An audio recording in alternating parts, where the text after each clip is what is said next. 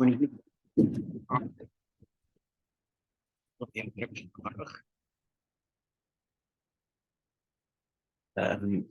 Nitzki Aguf, Shmiras Aguf and Nefesh Bal Tashchis, right? The laws governing personal safety and the preservation of property. We are halacha, sorry? Zion. Halacha Zion, correct. The chapter began with the biblical commandment to stay safe from the micro to the macro. The micro was making sure to build a home that has a mica, that has a fence around the roof, and other specific things about keeping the house safe, not having unsafe animals hanging around, unless it's going to bark and scare a woman and make her miscarry. That's also Baba Kama, yeah. Concern for that, for the safety of this pregnant woman, and then not having open pit, not having stumbling blocks, and so on. Then there was the macro. The mitzvah is about don't have blood in your house. Keep yourself safe. Shmartem ma'od, take care of yourself. And then from there, yesterday we discussed a lot of different things that were related to negative spiritual energy, some of which came from our Gemara and some of which did not, right? We're learning Gemara, we're learning Psachim now, and the Psachim. We talked about, actually some of it was also about, it actually was all about eating and drinking, but some of it was about health directly. Like for example, not to exert too much energy after you do bloodletting, right? For example, that was a physical thing, not necessarily a spiritual energy thing. And I think Rambam. We'll get to that one. So that's going to come up today. And then we talked about, like for example, not drinking water directly from the spout because you don't see what's in there. But then we also had not to drink at night on Wednesday, on Tuesday and Wednesday in the dark, Tuesday on Friday in the dark because it's going to invite negative spiritual energy, right? So we had a mix of this stuff. Yeah. It was all about metal vessels are more dangerous. But... metal vessels, right? What was it? Not to drink. Yesterday, yeah. What was it? I think we said not to drink lukewarm water from a metal vessel because it's bad for the body. It's negative spiritual energy. Kli cheres is okay. Unless you put some sort of flavoring into it, right? We had different things like that. Or unless you boil it up. Sorry? Yeah. But they said we had not to drink, always to pour out the first drop of water. Right. Because that's also removes some negative spiritual energy that hangs out at rivers. You still practice today. Still practice till today. And then there were practical things. Like not to walk under a shaking wall. Don't go on a shaking bridge. Don't walk into a ruin that's about to collapse. But then we had, don't sleep at home. That was the last halacha we learned, which is don't sleep in a home alone because it invites the negative spiritual energy known as Lilith. Yep. Lilith, which is associated with nocturnal. Okay. Halacha Zayin. Now we have some other things that come from our Gemara Psachim, some that don't. Again, we try to keep our eyes open for what comes from Psachim and what doesn't, and as well as if there are things in Psachim that you remember that are not in the Shulchan Aruch here. Right. What? How does the last lacha of Vav, forbidden to sleep overnight in the cemetery? How do you think that ties into spending Shabbos at the oil? Like in a house outside the cemetery? No one's sleeping in the cemetery. No, but I mean, so what can they mean? Like people's going to literally sleep next to a tombstone? It means, yeah, literally, don't sleep in a cemetery, quite literally. Okay. You can sleep in a house next door, absolutely. Right, okay. Yeah, so here, now the first halacha here is what you were referring to, which is this, halacha zayin. Lo yitin tafshil ashar achlin mashkin tachas amita. One should not put cooked food or any other kind of food or water under one's bed, because a negative spiritual force resides in that area under the bed, and therefore don't put any food there. Now, because we're talking about a negative spiritual energy, it doesn't make a difference whether it's open or closed. Even if it is completely covered in an iron container. Right? This came from our Gemara in Psachim. Now, Rambam, I mentioned this, says the same halacha. To the best of my knowledge, this is the only halacha on the list of stuff that comes from this whole Gemara and Psachim. Only item that the Rambam includes in halacha, to the best of my knowledge. And there he says not to put the food under your bed because something might fall into it, and you're not aware because you're sleeping. But is this different than the snakes and scorpions? That's correct. This is a negative spiritual energy thing, right? So ruach ra. Right. Whereas the Rambam seems to imply it's more like the snake thing. It's more like the snake thing. Something's going to fall in. It's harmful. You don't notice, which might imply from Rambam that if it's covered, it wouldn't be a problem. Yeah. It's about something falling in. You don't notice. Right. But here, considering that we're taking the Gemara on some more literal face value, as the Alter Rebbe and most other halachic authorities' readings go, and it's a negative spiritual force, then what's the difference if it's covered or uncovered? Spirits go through. It's funny how Apparently. there's a lot of talks about having an iron thing that doesn't put a negative energy from entering it. But we learned previously that you had to give some space between the wall and the palm tree in order for the Spirit to go through as if it requires space. Yeah, interesting. It's weird how there's like these. Look again. There must be maybe different. It could be. Well, there are different spiritual. There are definitely. We the Gemara discussed different names, right? So obviously there are different types. So maybe that's why there's different spiritual energies there. If I lived in that world, I would let you know. Okay, let's look at footnote 45. Okay, so this comes from Psachim 112a, which we learned. When a person sleeps at night, a spirit of impurity rests upon his body. This is a quote from the Zohar, volume 1, page 184b. See also Shabbos 109a. For sleep is 1/60th of death. And death is a kind of, death invites impurity. When he awakens, the impurity departs from him except for his hands. This is the mystical reason for the morning washing upon arising, as opposed to the non-mystical reason, which is that you have to daven with clean hands, which is what the Rosh highlights. The Rashba highlights this, which is that the negative spiritual energy hangs around in his hand, or is with him when he sleeps, and if when he wakes up, the entire negative spiritual energy leaves him, with the exception of his hands. Now, while the person is sleeping, that impurity spreads below his body to the ground and encompasses everything in between, including any articles placed under his bed. Sorry, where were I'm you just reading footnote 45. Oh, footnote 45. Yeah. Okay. Now, back to the main text. Yeah, back to the main text. What? I just wanted to read. Yeah. Okay. The lo yochel shum koluf, one should not eat peeled garlic, a botzel koluf or peeled onion, a beitza klufa or a peeled egg, she'over alei malayla, which was open overnight. Not doesn't make a difference whether it's under your bed or not. Just if it was left peeled, if it was left peelless and a peel around it overnight, then one should not eat it. Why? Because again, a negative spiritual energy hangs out there. Even if it is closed inside of a clothing and sealed in there. Well, let's say modern day in a Tupperware or something. Yeah, that's what it seems like. Yeah, it's not even saying that it's nothing to do with your bed or underneath or anything like that. Yeah. Sorry? It's not. Yeah, even, so these three specified. items, even if it's not under your bed. So, and these ones will be protected by their shell, right? So, Right. the one under your bed will go through even if it's completely closed. The one in the egg, don't go into it unless it's, okay, we'll see in a second even more. Yeah. Vim shir bam ikram.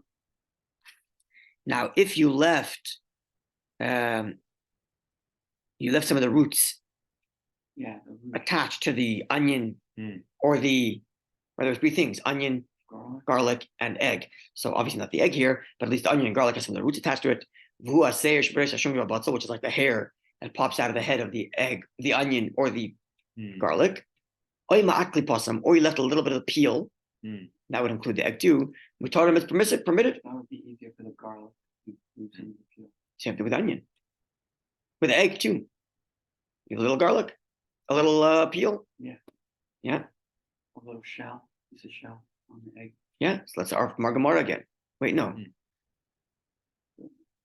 My footnotes are a little bit get mixed up over here. Let's look at what did footnote 46 say? Nida. 45 actually. That was 45. What you just read.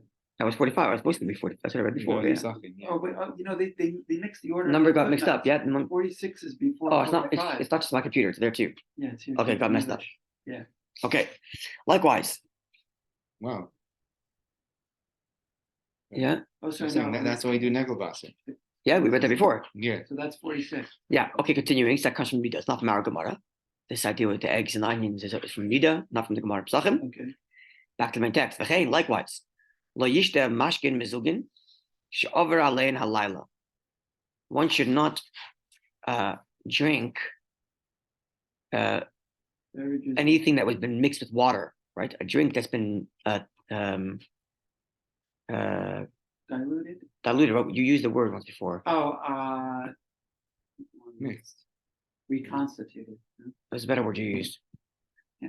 When you were talking about adding water to wine, where you I think I did use that word. Constitute? Dilute? Constituted. you're diluting it, but the point is to give it a proper consistency. Right. I think that's the word I used. Constitute, okay. Yeah, reconstituted. So water that's been properly that's been like mixed with liquid that's been mixed with water. So your juice that's very, very dense, you have juice It's essence. concentrate. It's concentrate. So you put some water in and you dilute it to make it Right. drinkable, Right. right? So one should not drink from it if it's left overnight. Treat it like water. After it's been diluted by water.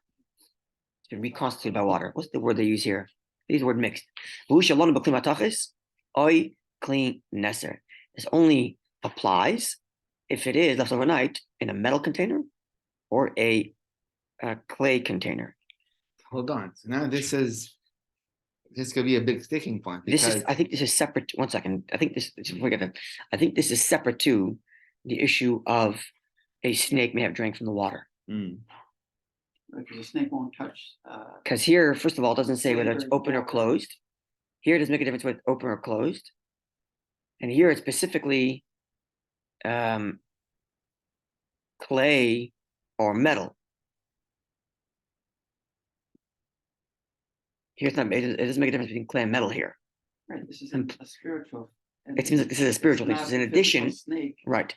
Before it was physical snake thing that we had that in halacha. What was that? We had it yesterday. We learned it yesterday.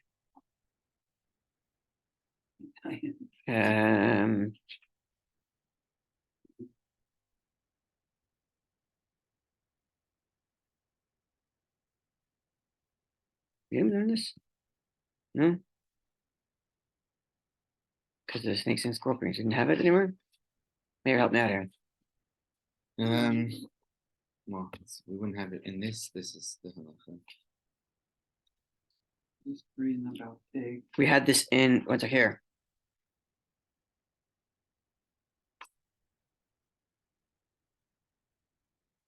What are we looking for? Where it said that you're not supposed to drink water that's left open overnight because the snakes and scorpions might eat from it and leave behind it. Not in the We didn't have that context yet? of halakha.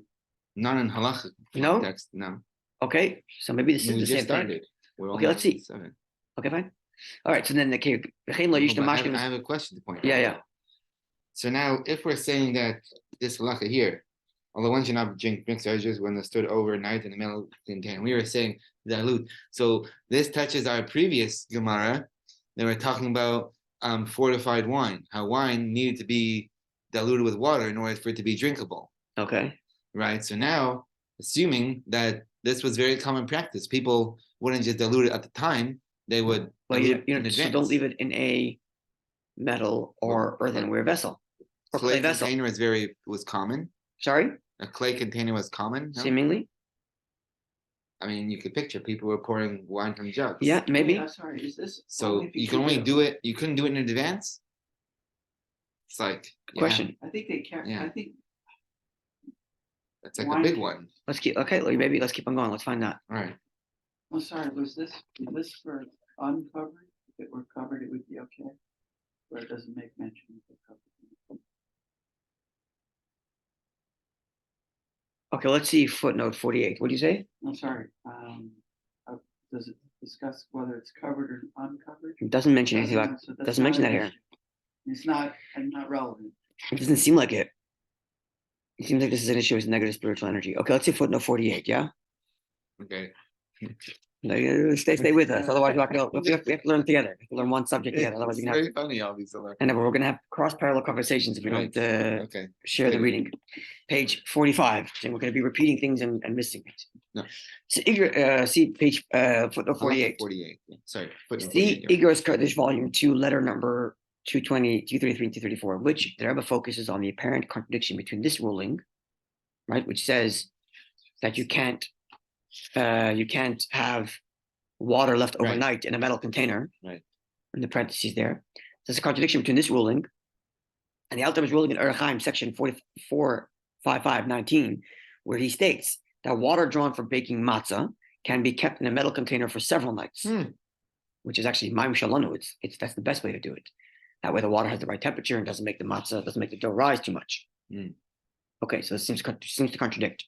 In resolution, Rebbe explains that here the restriction is on drinking the water and not using it for other purposes.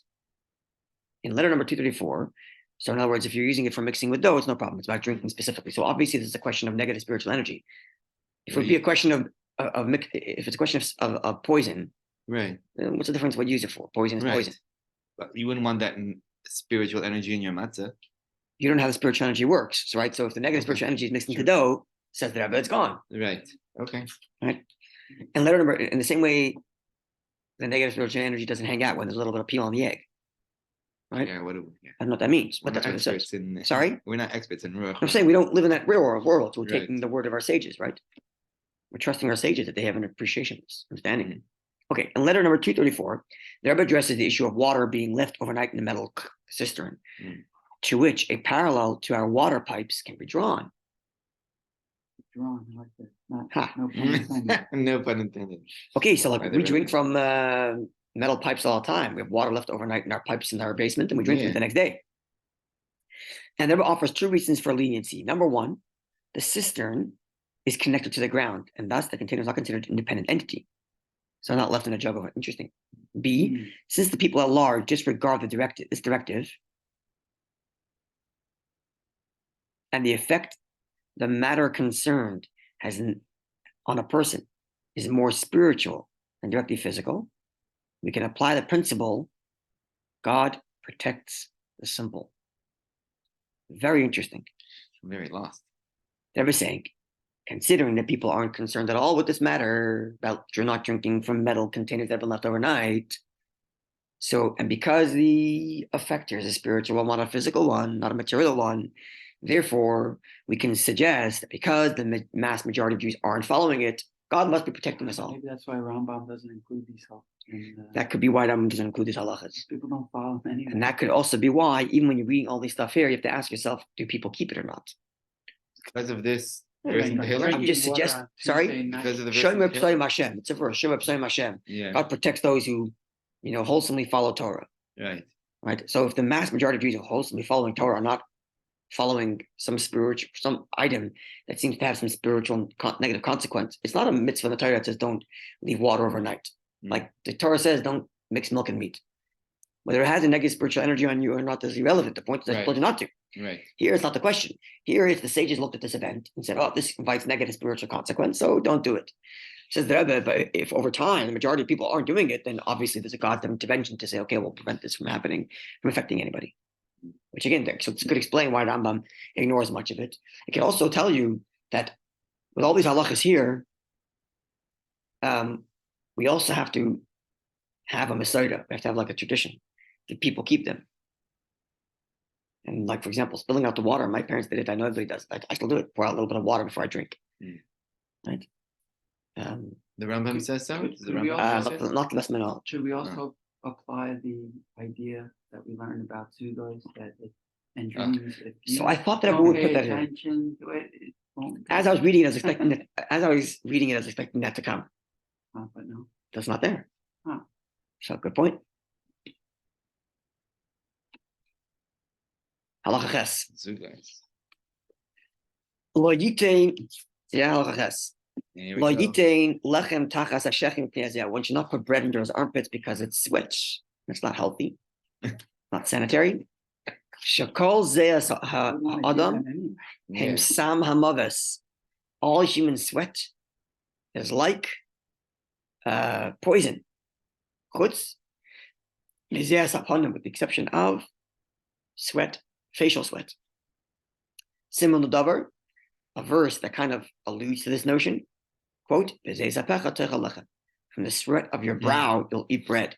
Right? The expression there is used, it's part of the what Hashem tells Adam, that you're going to have to work for your bread. Yeah. And the expression is amiss from the sweat of your brow.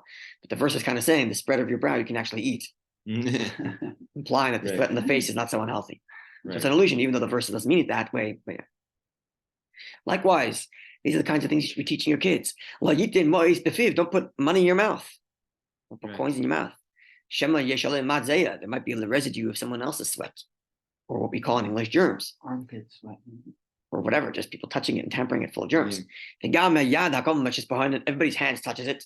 And amongst the people who touch coins are people who are not well. And their sweat moisture touches the coins. And it can really cause harm to the person who puts it into his mouth. And some people hide coins in places. This is what we call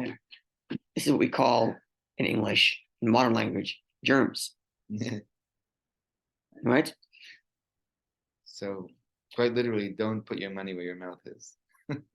See, these are the kinds of things actually where Torah is like a way ahead of its time in terms of understanding health and safety. Going back to the Torah where there's a mitzvah, a commandment, that a person who's in a military camp must leave the military camp before he relieves himself. It's a mitzvah in the Torah. Yeah. It's a mitzvah in the Torah that every soldier carry around with him a little shovel to bury his waste. If you learn a little history of war, you know that people died often of disease in camps more than they did in the actual battlefields. Wow. Because you're living in this Dysentery. unsanitary place. You're in a camp. So whatever drainage existed in your city does not exist now. And people are just literally walking around in human feces. Right. And disease. Ancient cities too, right? Ancient cities, certainly. Okay, the Romans had very sophisticated sewage, aqueducts, and whatnot. But in war camps, whatever sanitary things existed in the city were out the window in war camps, right? And comes Torah and says, one second, you got to be healthy. And likewise, this idea of like germs, not putting money into your mouth, right? The idea of germs is a very recent discovery. The Torah already has this. Don't eat someone, don't put someone else's sweat in your mouth. Right. Right? Okay. Next, continuing. Second paragraph of HALACHIC.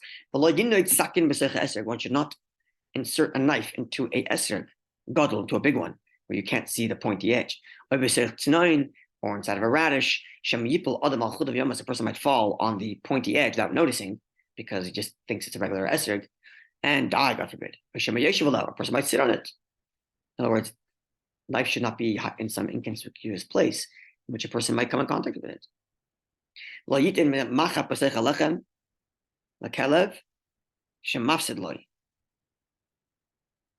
A person should not place a needle inside of loaf of bread, right? And he does that because he wants to feed the dog, Trying to kill a dog. and killing it by making it eat a needle. Right? He's afraid to kill a dog directly. There's no guns. He's afraid to do it directly. So he tricks the dog by putting a needle into the dog, into the food. Says the Shulchan Aruch, don't do that. You actually might not succeed in killing it. And you just really make it crazy because now it's in pain by this needle floating around its intestines. And by being crazy, it's not going to cause harm to humans. That's not good. So if you feel you have to put the dog down, which is clearly something you're allowed to, give it the poison.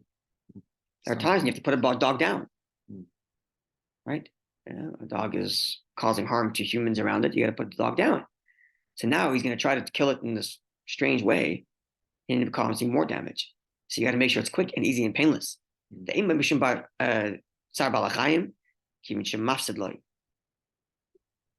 this is not considered tsar balachayim because this animal's been causing him damage.